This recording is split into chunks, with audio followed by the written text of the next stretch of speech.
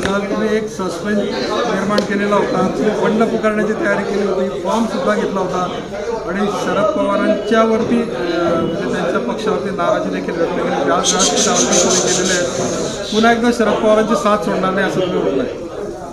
बघा, बंड पुकारण्याचा संबंध नव्हता. घरात आपल्या भांडण करता येतं आणि घरात भांडून अधिकार मागता येतो. अधिकार मागण्याचा प्रयत्न केला, विनंती केली, परंतु काल शेवटी साहेबांचा आदेश आला. साहेबांनी सांगितलं की आता संतोष चौधरी म्हणजे मला साहेबांनी सांगितलं, काल रात्री माझं साहेबांशी बोलणं झालं 9 साडेनऊ वाजेला.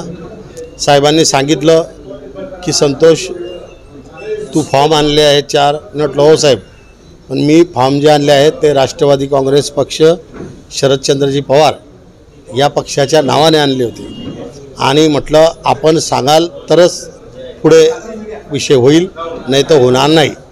साहेबांनी मला रात्री सांगितलं की आता कोणताही बदल होणार नाही. उद्या सकाळी 12-12:30 वाजेला जामनेरला सभा आहे, तिथे तुम्ही हजर व्हा अशी साहेबांना मला आदेश दिला.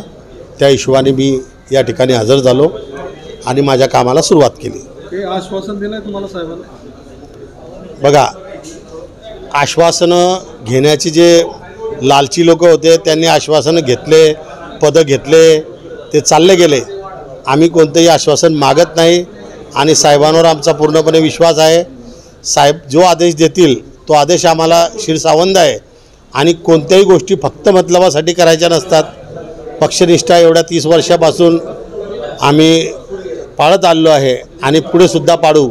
आश्वासनाची आम्हाला गरज नाही. नाराजी साहेबांनी आदेश दिल्यानंतर नाराजी दूर नाही, नाराजी संपली.